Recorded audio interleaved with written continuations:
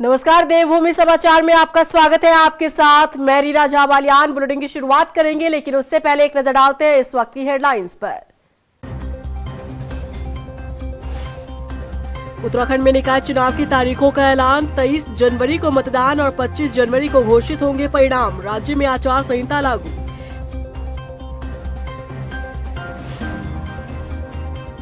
प्रदेश के निकायों में आरक्षण की अंतिम अधिसूचना जारी। हल्द्वानी, श्रीनगर और अल्मोड़ा नगर निगम में हुआ बड़ा बदलाव। श्रीनगर में मेयर पद महिला के लिए आरक्षित।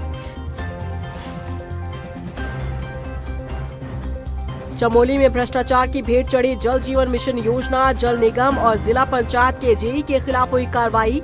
अब 88 योजनाओं की होगी जांच। और हल्द्वानी के बागजाला क्षेत्र में चलेगा प्रशासन का पीला पंजा। अतिक्रमणकारियों को थमाया नोटिस। 750 से ज्यादा परिवारों को सता रहा आशियाना उजड़ने का डर। और चलिए बुलेटिन की शुरुआत कर लेते हैं। रुक करते इस वक्त की बड़ी खबर का। उत्तराखंड में निकाय चुनाव की तारीखों का ऐलान कर दिया गया है। बता दें कि 23 जनवरी 2025 को निकायों में मतदान होगा। 25 जनवरी 2025 को परिणाम घोषित होंगे। 27 से 30 दिसंबर तक नामांकन पत्र लिए जा सकते हैं। 31 दिसंबर से 1 जनवरी तक नामांकन पत्रों की जांच होगी। निकाय चुनाव के ऐलान के साथ ही राज्य में आचार संहिता लागू हो गई है। रुक करते अगली बड़ी खबर का। प्रदेश के निकायों में आरक्षण की अंतिम अधिसूचना जारी कर दी गई है। 11 नगर निगम, 43 नगर पालिका, 46 नगर पंचायत में आरक्षण तय हुआ है।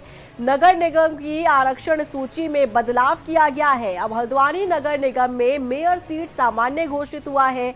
अल्मोड़ा नगर निगम मेयर पद ओबीसी के लिए आरक्षित है और श्रीनगर नगर निगम में मेयर सीट महिला के लिए आरक्षित की गई है। बढ़ते आगे, हरिद्वार की शिवालिक नगर पालिका पहुंचे कांग्रेस नेता शूरवीर सिंह सजवाण ने निकाय चुनावों को लेकर कार्यकर्ताओं के साथ बैठक की। इस दौरान उन्होंने दावेदारों के नामों पर मंथन किया। उन्होंने कहा कि बीजेपी को संविधान निर्माता बाबा साहब भीमराव अम्बेडकर के अपमान का हर्जाना आगामी चुनाव में भुगतना पड़ेगा। आजादी से पहले से ही हर काम के लिए तैयार रहता है और चुनाव तो उसकी एक प्रक्रिया है। बाकी जनसेवा के लिए कांग्रेस का कार्यकर्ता हमेशा तैयार रहता है और कांग्रेस पार्टी इस बार बहुत गंभीर है क्योंकि देश संकट में है और जिन लोगों की देश में प्रदेश में सरकार है उन्होंने लोकतंत्र को खत्म करने का षड्यंत्र कर लिया है। बाबा साहब भीमराव अम्बेडकर को अपमानित किया जा रहा है गृहमंत्री द्वारा। उनके सम्मान के खिलाफ क्या क्या गृहमंत्री नहीं बोले हैं। पूरे प्रदेश में और पूरे देश में इसकी सर्वत्र निंदा हो रही है।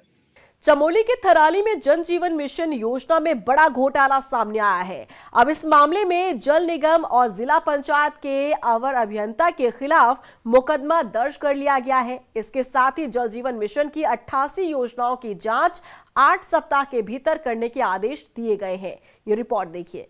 आज हम चाय बैल का पालन नहीं कर पा रहे हैं, जैसे हमारे पास पानी का सिंचाई नहीं है।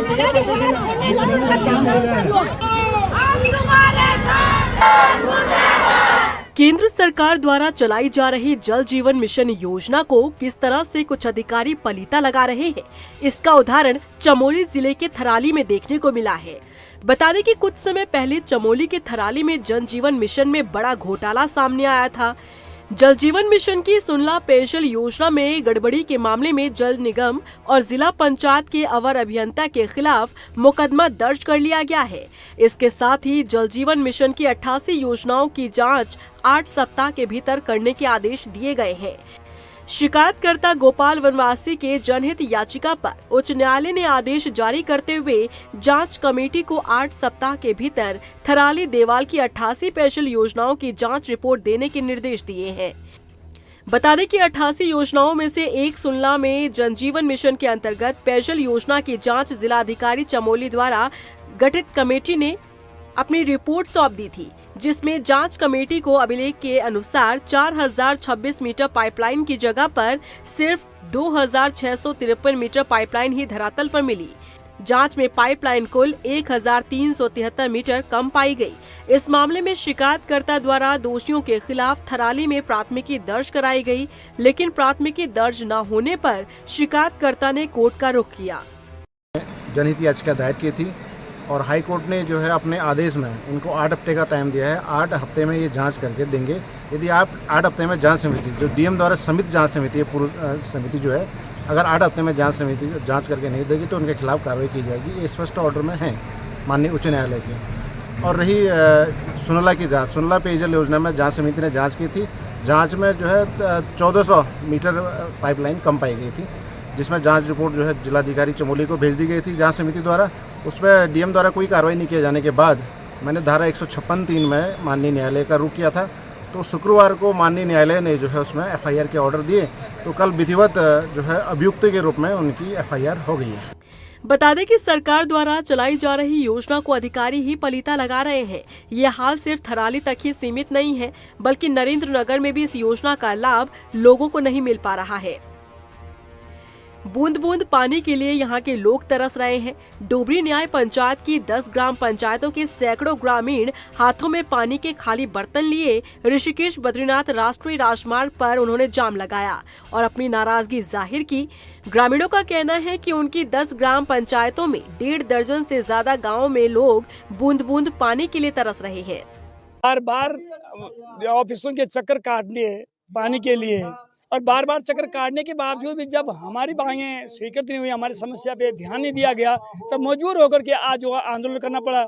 और ये आंदोलन जल जीवन मिशन की कई लाइनें बिछा रखी है।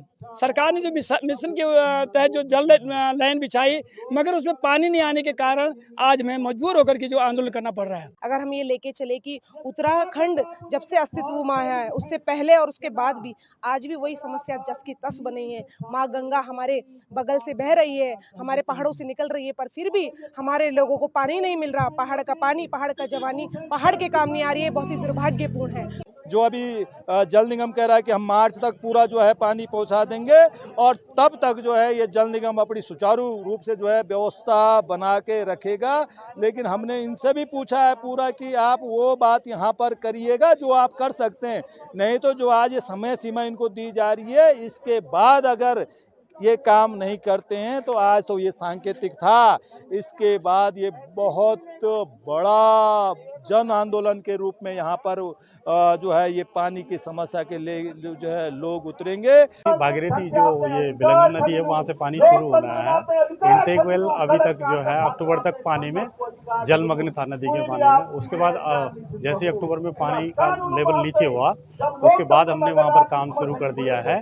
राइजिंग मेन हमारी ऑलमोस्ट कंप्लीट है। टॉप CWR भी बना हुआ है चमराड़ा देवी में, और WTP का वाटर ट्रीटमेंट प्लांट है जो, उसमें भी हमारा 80% काम पूरा हो चुका है। हम पूरा प्रयास करेंगे, संबंधित ठेकेदार को निर्देशित किया गया है कि जल्दी से जल्दी जो है इसमें कार्य और प्रगति लाएं कार्य करने में, और शीघ्र जलापूर्ति हो सके।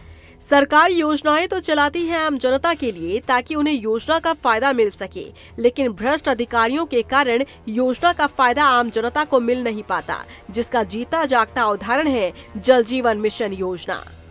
उत्तराखंड की संस्कृति को संजोते हुए एक नई फिल्म लॉन्च की गई है, मेरे गांव की बाट, जिसमें उत्तराखंड की संस्कृति को बताया गया है और साथ ही साथ पहली बार जौनसारी फिल्म ये बनाई गई है। क्या है इस फिल्म में, बताते हैं इस रिपोर्ट के जरिए। मेरे गांव की बाट का मतलब है कि मेरे गांव का रास्ता। मेरे गांव का रास्ते का मतलब है कि अपने ज़मीन से जुड़े, अपने घर गांव से जुड़े, उसको कभी भूलना नहीं चाहिए। तो विशेष रूप से इस जो गांव की बाट का मतलब यही, गांव का रास्ता नहीं भूलना चाहिए, ये इसका मैसेज, इस फिल्म का नाम भी इसी वजह से ये रखा गया है। और रही मूवी की बात कि इस मूवी में क्या मैसेज है, जौनसार बाबर की जो संस्कृति है वो सचमुच में इतनी विशाल और इतनी अच्छी संस्कृति है कि अभी तक वो बड़े पर्दे पे नहीं आ पाई थी, और हमने प्रयास किया कि उसको बड़े पर्दे पे किस तरीके से लाया जाए। तो जौनसार बाबर के जो रीति रिवाज है, जौनसार बाबर में जो महिलाओं का सम्मान है, जौनसार बाबर में सामूहिक जो परिवार की प्रथा है, और जौनसार बाबर में भाई के प्रति जो भाई का प्यार है, और इसके अतिरिक्त जो राजनीति के वजह से आंगन बढ़ जाते हैं, इन सब का समावेश इस पिक्चर में किया गया है। और आप देख ही रहे होंगे कि 5 तारीख को ये फिल्म रिलीज हुई थी और 5 से कंटिन्यूअस इस फिल्म के शो हाउसफुल जा रहे हैं। विकास नगर में 3 शो चल रहे हैं, पूरे हाउसफुल चल रहे हैं। देहरादून सेंट्रियो मॉल में हाउसफुल चल रहे हैं, मसूरी में हाउसफुल चल रहा है, हरिद्वार में हाउसफुल रहा है। और अभी हिमाचल के जो लोग हैं, हिमाचल में भी कुछ लोगों को जो उत्तराखंड की जौन सारी बोली भाषा वो एक समान है। अब उन लोगों का कहना है कि इस फिल्म को आप पांवटा में और शिमला में भी लगाएं। वहीं केंद्रीय गृह मंत्री अमित शाह द्वारा बाबा साहब आम्बेडकर को लेकर दिए गए बयान पर सियासत थमने का नाम नहीं ले रही है। मंगलवार को मुख्य विपक्षी दल कांग्रेस देहरादून में फिर से केंद्रीय गृह मंत्री अमित शाह के खिलाफ प्रदर्शन करेगी। कांग्रेस नेता गुरदीप सिंह सप्पल ने आरोप लगाया कि बीजेपी पिछड़े वर्ग की अनदेखी के साथ बाबा साहब का अपमान कर रही है, जिसे बर्दाश्त नहीं किया जाएगा। बाबा साहब का उन्होंने उपहास उड़ाया है और वो लोग जो बाबा साहब अम्बेडकर के सिद्धांतों में यकीन करते हैं, वो लोग जो उनको पूछते हैं, जो काम उन्होंने किए हैं इस देश के अंदर, जो अधिकार हजारों साल से इस देश के दलितों पिछड़ों को नहीं मिले थे, उसको दिलाने में जो बाबा साहब का काम था, उसकी वजह से आज इस देश का बहुत बड़ा वर्ग बाबा साहब को पूजनीय मानता है। उन लोगों का भी अमित शाह ने उपहास उड़ाया है। इसलिए हम उनसे माफ़ी मांगने की बात कर रहे हैं और ये कह रहे हैं कि उनको गृह मंत्री बने रहने का हक नहीं है, क्योंकि गृह मंत्री के तौर पर अगर वो संविधान के निर्माता की इज्जत नहीं करते हैं तो वे संविधान की निश्चित तौर पर इज्जत नहीं करते हैं। उनको बर्खास्त किया जाना जरूरी है। उधर बंगलौर में कांग्रेस विधायक काजी निजामुद्दीन ने पूर्व पीएम चौधरी चरण सिंह के 123वीं जयंती पर श्रद्धांजलि कार्यक्रम का आयोजन किया, जिसमें पूर्व सीएम हरीश रावत ने शिरकत की। इस मौके पर कांग्रेसियों ने पूर्व प्रधानमंत्री चौधरी चरण सिंह को श्रद्धांजलि दी और देश हित में लिए गए उनके फैसलों को याद किया। रूप में चौधरी चरण सिंह जी की पुण्यतिथि को हम लोग मनाते हैं और ये हर साल जिस दिन से चौधरी साहब इस दुनिया से गए हैं, मेरे पिताजी के टाइम से अब तक हम मनाते हैं। आपके चौधरी साहब के किसानों के मसीहा रहे, इन चौधरी साहब के आदर्शों को हम लोग याद कर सके। तो खुशी की बात यह है कि हमें एक छोटी सी कामयाबी और मिली है कि जो दल चौधरी साहब की नीतियों में यकीन नहीं रखते थे वो भी मनाने लगे, तो ये भी एक हमारी उपलब्धि है। रुड़की के नारसन पहुंचे बीजेपी नेता करतार सिंह भड़ाना ने पूर्व पीएम चौधरी चरण सिंह की जयंती पर आयोजित कार्यक्रम में हिस्सा लिया। इस दौरान उन्होंने क्षेत्र में किए जा रहे विकास कार्यों को गिनाते हुए बीजेपी सरकार की तारीफ की और आगामी निकाय चुनाव के लिए जनता का समर्थन मांगा। हम यही कहेंगे इसमें कि आज उनके जन्मदिन पे हम सब उन्हें याद करें और उनके बताए हुए रास्ते पे चलने का, अगर पूरा उस तरह काम नहीं कर सकते कम उसके उनका चलने का सोच तो रखें। चौधरी साहब का जलवा कायम है, राजा महेंद्र प्रताप जी का जलवा कायम है। और मैं इतना कहूँगा कि मुझे जो प्यार करते हैं, मैं उनसे प्रार्थना करूँगा अपनों से, 36 बिरादरी के लोगों से, कि वो मुझे वो प्यार करते रहें जब तक मैं जीता हूँ। वहीं दिनेशपुर में कांग्रेस और आम आदमी पार्टी ने प्रीपेड मीटर के खिलाफ संयुक्त हल्ला बोल किया। नाराज लोगों ने कांग्रेस कार्यालय से मुख्य बाजार तक जुलूस निकाला और अपनी नाराजगी जताई। इस मौके पर कांग्रेसियों ने आरोप लगाया कि बीजेपी सरकार अडानी अंबानी को फायदा पहुंचाने के लिए प्रीपेड मीटर लगा रही है। ऐसा स्टेट हमारा उत्तराखंड, यहाँ बिजली पैदा होती है और यहाँ के लोगों को सब्सिडी मिलनी चाहिए, बिजली माफ होनी चाहिए, लेकिन यहाँ छोटे से स्टेट में भी अदानी अंबानी को मोदी जी ने घुसा दिया है। अपने यहाँ अपने मित्र हैं, उनको फायदा के लिए जनता का शोषण कर रहे हैं। मोदी सरकार जो प्रधानमंत्री है मोदी जी का उसका दान किया, क्योंकि इन्होंने जो ये बिजली विभाग है ये भी अडानी जी को बेच दिया, और जिसके वजह से जो इनका जो मीटर लग रहा है रिचार्ज मीटर, जिससे आम जनता का बहुत ज़्यादा परेशानी है और जहाँ जहाँ लगा है वहाँ बहुत ज़्यादा परेशानी आ चुका है, बहुत ज़्यादा बिल आ रहा है, आधी रात में बिजली गुल हो जा रहा है उनका, तो ये बहुत ज़्यादा परेशानी है। उधर लक्सर में भीम आर्मी के कार्यकर्ताओं ने गृह मंत्री अमित शाह के खिलाफ प्रदर्शन किया। नाराज लोगों ने बाबा साहब अम्बेडकर पर दिए बयान की निंदा की और माफी मांगने के लिए मांग की। साथ ही तहसीलदार के जरिए राष्ट्रपति को ज्ञापन भी सौंपा। और अमित शाह जी की जो टिप्पणी है अम्बेडकर उससे आपत्ति नहीं है, लेकिन उनके जो शब्दों की कटाक्ष है, और उन्होंने बाद में कहा कि इससे अच्छा तो भगवान का नाम लो तो स्वर्ग मिल जाएगा। भगवान में भी आस्था रखने के लिए बाबा साहब ने संविधान में स्पष्ट रूप से दर्शाया कि ये देश धर्मनिरपेक्ष है। जिलाध्यक्ष हरिद्वार जिले की विभाग के लिए इन्होंने महामहिम राष्ट्रपति महोदय जी को संबोधित ज्ञापन दिया है। इनको ऊपर माध्यम जिलाधिकारी के माध्यम से भेज दिया है, अभी प्राप्त हुआ। हल्द्वानी में कुमाऊं कमिश्नर दीपक रावत ने अवैध पार्किंग पर नाराजगी जाहिर की है। दरअसल कुमाऊं कमिश्नर सरस मार्केट के पास सड़क चौड़ीकरण के कार्यों का जायजा लेने पहुंचे। इस दौरान उन्होंने कई जगहों पर अवैध तरीके से टैक्सी की पार्किंग देखी, जिससे नाराज कुमाऊं कमिश्नर दीपक रावत ने परिवहन विभाग को अवैध पार्किंग और अवैध टैक्सी संचालन पर कार्रवाई के निर्देश दिए। लेकिन हो ये रहा है कि जहाँ पे वाइडनिंग हुई है, जैसे सरस के बाहर की हम बात कर लें, ये बड़े बड़े पार्किंग स्पॉट्स बन गए जहाँ से टैक्सीज़ का भी संचालन हो रहा है। किसी को मार्केट में कोई काम है तो वो भी वहाँ गाड़ी खड़ी कर दे रहा है। तो नतीजा ये है कि सड़क की जो वाइडनिंग हुई उसका कोई भी फ़ायदा पब्लिक को नहीं हो रहा है। इसका ये उद्देश्य था कि जो पेडेस्ट्रियंस हैं, जो पैदल जाते हैं, उनको सुरक्षित स्थान पैदल चलने के लिए मिले। तो आज ये इंस्पेक्शन मैंने किया है और डायरेक्शंस दिए हैं पुलिस को भी, ट्रांसपोर्ट डिपार्टमेंट को, एडमिनिस्ट्रेशन को, कि इस जगह पे किसी भी प्रकार से टैक्सीज़ का संचालन ना हो और गाड़ियाँ भी यहाँ पे ना लगें। और यहाँ पे तो और इसलिए भी नहीं लगनी चाहिए कि अंदर पहले से ही एक पार्किंग मौजूद है जिसमें लोग आराम से गाड़ी खड़ी करके जा सकते हैं। वहीं हल्द्वानी के गौलापार क्षेत्र के 750 से ज्यादा परिवारों को अपने आशियाना उजड़ने का डर सता रहा है। दरअसल वन विभाग ने बागजाला क्षेत्र के लोगों को अतिक्रमण हटाने का नोटिस थमा दिया है। ऐसे में नाराज लोगों ने एसडीएम कोर्ट तक जुलूस निकालकर प्रदर्शन किया और सिटी मजिस्ट्रेट के जरिए राज्यपाल को ज्ञापन सौंपकर बागजाला क्षेत्र में बिजली पानी की सुविधा बहाल करने की मांग की। उन्होंने बताया कि अतिक्रमण का नोटिस देते हुए उनकी सभी सुविधाओं को बंद कर दिया गया है। ये है वन विभाग द्वारा जो नोटिस हमारे गांव को दिए जा रहे हैं उसको वापस लेने के संबंध में हम मतलब सरकार से हम ये अपील कर रहे हैं कि हमारी जो भी बागजाला वासियों को नोटिस दिया गया है वो आप वापस ले लीजिए। और उसके साथ साथ ही पूर्व में जब हमने ग्राम प्रधान जी के चुनाव, ग्राम प्रधान जी को लड़ने के जो उनको जिताने के लिए जो चुनाव वगैरह दिए हैं, फिर बीच में वो चुनाव हमसे छीन लिए गए। वो चुनाव के जो हमारा हक था वो हमसे छीन लिया गया, तो वो हक हमें दोबारा दिया जाए। पहली बात तो यह है कि बागजाला लंबे समय से बसे हुए लोग हैं और लंबे समय से बसे होने के बाद उनको पट्टे भी दिए गए थे। पट्टा सरकार ने नवीनीकरण नहीं किया और आज के दिन में नोटिस आ रहे हैं। हम कह रहे हैं नोटिस वापस होने चाहिए और जो जहां पर है उसको वहीं पे मालिकाना अधिकार दिया जाना चाहिए। वहाँ विकास कार्यों पर रोक लगाई गई है। भारत सरकार का जल जीवन मिशन की योजना है उसको रोक दिया गया, सरकारी सीसी मार्ग को रोक दिया गया, तोड़ दिया गया, नल उखाड़ दिए गए। तो हम कह रहे हैं वन विभाग ये किसके इशारे पर कर रहा है। लक्सर विकास खंड में सुशासन सप्ताह के तहत बहुउद्देशीय शिविर का आयोजन किया गया। इस शिविर में विभागों ने स्टॉल लगाकर ग्रामीणों को सरकार द्वारा चलाई जा रही जन कल्याणकारी योजनाओं की जानकारी दी। साथ ही पीएम आवास योजना के लाभार्थियों को उनके आवास की चाबियां भी सौंपी और महालक्ष्मी किट भी बांटे गए। सप्ताह के अंतर्गत जो बहुउद्देशीय शिविर का आयोजन किया गया है ब्लॉक परिसर में, ब्लॉक लक्सर परिसर में, तो उसमें हमारा मुख्य उद्देश्य यही था, जो उत्तराखंड सरकार के द्वारा दिए गए निर्देश, जो मुख्य उद्देश्य यही है कि जनता जो भी आती है उनकी समस्याओं का समाधान हो और जो भी सरकार की योजनाएं हैं उनको जनता को बताया जाए, वो जो योजनाएं हैं वो जनता तक पहुँचे।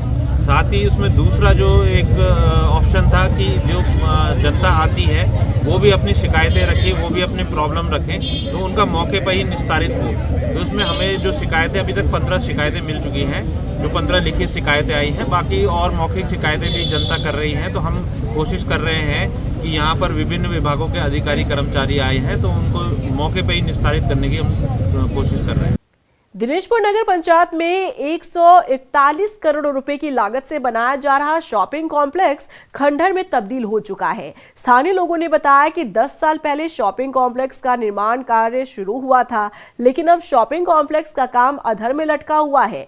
आलम यह है कि नशेड़ियों ने कॉम्प्लेक्स को नशे का अड्डा बना लिया है। उधर उपजिलाधिकारी ने बताया कि वो मामले की जाँच कर रहे हैं। शीतकालीन चारधाम यात्रा से वापस लौटे शंकराचार्य स्वामी अविमुक्तेश्वरानंद ने सभी लोगों से शीतकालीन चारधाम यात्रा करने की अपील की। इसके अलावा उन्होंने प्रदेश में समान नागरिक संहिता और मदरसों की जांच के फैसले की सराहना करते हुए उन्होंने कहा कि ऐसे मामलों में बिना किसी राजनीति के कार्रवाई होनी चाहिए। इतनी सुंदर यात्रा ग्रीष्मकाल में भी नहीं हो पाती है। हमने तो ग्रीष्मकाल की यात्राएं भी कई बार की हैं, शीतकाल भी की है, लेकिन ये जो यात्रा अभी भगवती की कृपा से संपन्न हुई है, बहुत आनंद आया, बहुत आध्यात्मिक ऊर्जा उत्पन्न हुई, प्राप्त हुई। तो ठीक है ना, गलत पाया जाए तो कड़ी कार्रवाई करने के लिए सरकार होती है, होती काहे के लिए है, लेकिन राजनीति करने के लिए ऐसे वक्तव्य दिए जाएं वो ठीक नहीं है, कार्रवाई करने के लिए दिए जाएं। रामनगर में पुलिस ने 2 अलग अलग जगहों पर कार्रवाई करते हुए 1 क्विंटल 27 किलो गांजा बरामद किया है। साथ ही 4 नशा तस्करों को गिरफ्तार किया। कोतवाल अरुण कुमार सैनी ने बताया कि पुलिस ने पहली कार्रवाई शिवनाथपुर गांव में की, जहां अंडरग्राउंड रूम से 110 किलो से अधिक गांजा बरामद किया गया, जबकि दूसरी कार्रवाई चेकिंग के दौरान की गई। थाना रामनगर पुलिस द्वारा लगातार नशे के विरुद्ध कार्रवाई की जा रही है। इसी क्रम में आज हमारे द्वारा थाना रामनगर क्षेत्र में 2 अलग अलग मुकदमे पंजीकृत किए गए हैं। एक मालदन क्षेत्र में चौकी इंचार्ज द्वारा किया गया है, जिसमें 1 कुंटल 10 किलोग्राम गांजा बरामद किया है। 2 अभियुक्त गिरफ्तार किए हैं। पिरू मदारा क्षेत्र में चौकी इंचार्ज पिरू मदारा द्वारा मुखबिरी सूचना पर 2 लोगों को गिरफ्तार किया गया है और 17 किलो गांजा बरामद किया गया है। देखिए, हमारे द्वारा इस संबंध में मुखबिरी की सूचना संकलन के आधार पर कार्रवाई की जा रही है। जो भी इस अवैध गतिविधि में लिप्त है उनके विरुद्ध आगे भी ये अभियान हमारा जारी रहेगा। उधर टिहरी जनपद के नौलबासर राजकीय इंटर कॉलेज में 1 दर्जन छात्राओं की तबीयत अचानक बिगड़ गई। सुबह प्रार्थना के बाद छात्राएं चीखने चिल्लाने लगी, जिस कारण स्कूल में अफरा तफरी का माहौल पैदा हो गया। घटना के बाद मौके पर पहुंची स्वास्थ्य विभाग की टीम ने छात्राओं का स्वास्थ्य परीक्षण कर उन्हें जरूरी दवाई दी। एमओ डॉक्टर हुक्म सिंह गुंसोला ने बताया कि छात्र छात्राओं की काउंसलिंग की गई है। आज हम प्रभारी चिकित्सा अधिकारी महोदय पिल्खी के आदेशानुसार राजकीय इंटर कॉलेज नौलबासर में आए हैं और यहाँ पे जो हमारे प्रिंसिपल सर हैं तो उनकी ये शिकायत थी कि बच्चे जो हैं, कुछ बच्चे प्रार्थना में बेहोश हो रहे हैं, कुछ बच्चे जो है अजीबोगरीब हरकतें कर रहे हैं। जैसे कुछ बच्चों की शिकायत ये थी कि कोई उनका गला दबा रहा है या अचानक से कुछ अजीब सी हरकतें लड़खड़ा रहे हैं बच्चे। इस तरह की शिकायत पर हम लोग आए हैं। तो हमने यहाँ पे अभी तक 5 बच्चों की 5 लड़कियों की काउंसलिंग कर चुके हैं, तो जिनमें अभी तक इस तरह के लक्षण, जैसे हम लोग आए तो सब बच्चे बिल्कुल एकदम अप टू डेट हो गए। अब उनमें अभी वो बोल रहे हैं कि अभी हमें कोई दिक्कत नहीं है, कुछ इस तरह की दिक्कतें नहीं है। वहीं जसपुर में शमशान घाट के पास गुलदार का शव मिलने से हड़कंप मच गया। ग्रामीणों की माने तो गुलदार का शव पेड़ पर लटका हुआ था, जिसकी सूचना उन्होंने वन विभाग को दी। मौके पर पहुंची टीम ने गुलदार के शव को पोस्टमार्टम के लिए भेजा। बताया जा रहा है कि आपसी संघर्ष के चलते गुलदार की मौत हुई। ये जैसा कि आज अभी सुबह मेरे को सूचना मिली थी कि ये जो हमारे विधायक जी हैं उनके जो बगीचा है, बगीचे के पास वहाँ पर शमशान घाट है। शमशान घाट में वो जामुन का एक पेड़ था, वहाँ पर बताया गया कि वहाँ पर एक गुलदार का बच्चा जो है पेड़ में लटका हुआ है, जिसकी मृत्यु हो चुकी है। तो हमारे द्वारा तुरंत वहाँ पर पहुँच कर जो है उसको निकाला गया। उसमें जो मौके पर लग रहा है वो देखे उसके लग रहा है कि वो आपसी संघर्ष में दूसरे बड़े गुलदार द्वारा उसको मारा गया है। और इसी के साथ फिलहाल इस बुलेटिन में बस इतना ही, लेकिन चलते चलते एक नजर डालते हैं इस वक्त की हेडलाइंस पर। उत्तराखंड में निकाय चुनाव की तारीखों का ऐलान। 23 जनवरी को मतदान और 25 जनवरी को घोषित होंगे परिणाम। राज्य में आचार संहिता लागू।